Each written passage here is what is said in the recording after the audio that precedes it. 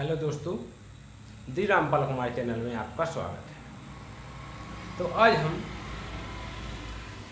शेरशाह के प्रारंभिक आक्रमण और सुल्तान के रूप में जो विजय इन्होंने प्राप्त की हैं उनके बारे में हम समझते हैं, जानते हैं कि इन्होंने प्रारंभिक विजय कौन कौन सी की, प्रारंभिक आक्रमण कौन कौन से की और सुल्तान के रूप में कौन कौन सी विजय इन्होंने प्राप्त की हैं।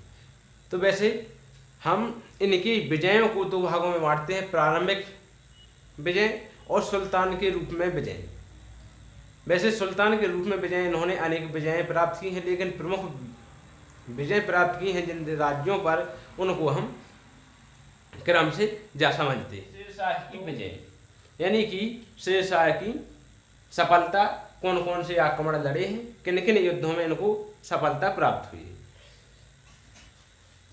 प्रारंभिक विजय में पहली विजय है इनकी चौसा का युद्ध, जो सन 1539 ईस्वी में हुआ था।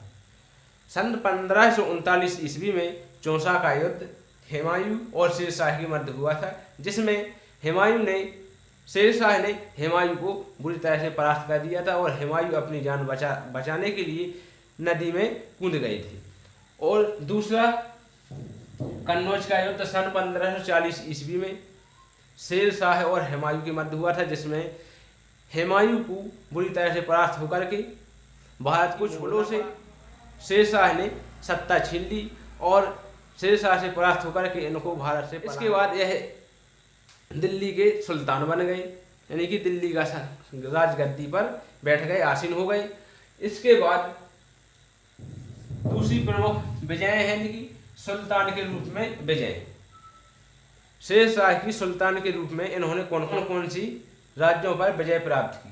वैसे शेरशाह ने सुल्तान के बनने के बाद अनेक राज्यों पर विजय प्राप्त की, लेकिन जो प्रमुख राज्य हैं जो हमें क्वेश्चनों में पूछे जाते हैं, इसलिए हम प्रमुख युद्धों के बारे में समझते हैं। इनका प्रथम युद्ध है सुल्तान के बाद खोखरो की विजय।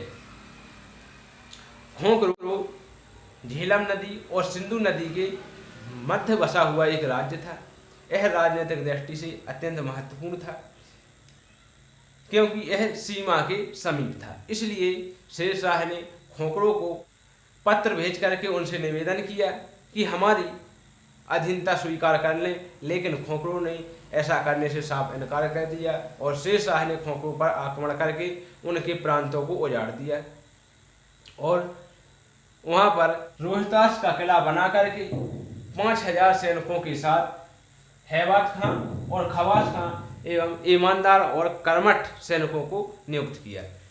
और इसके बाद इनका दूसरा आक्रमण है बंगाल की विजय। इन्होंने दूसरा आक्रमण बंगाल में किया है।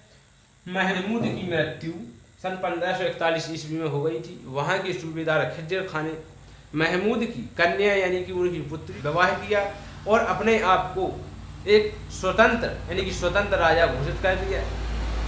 इस पर स्वतंत्र राजा घोषित कर दी और शेरशाह ने इन पर आक्रमण किया और इनको बंदी बना लिया और इनके प्रांतों को कई भागों में विभक्त कर दिया और प्रत्येक प्रांत में एक एक सूबेदार नियुक्त कर दिया और सूबेदार का सीधा कनेक्शन यानी कि कॉन्टैक्ट सीधा शेरशाह से होता था। इसके बाद तीसरा है इनका मालवा विजय। मालवा के शासक कादल शाह थे। यह एक स्वतंत्र राजा थे।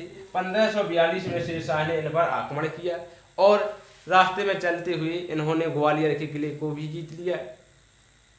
और जब इन्होंने मालवा पर आक्रमण किया तो बिना युद्ध किए इन्होंने शेरशाह के लिए आत्मसमर्पण कर दिया, उनकी अधीनता स्वीकार कर ली।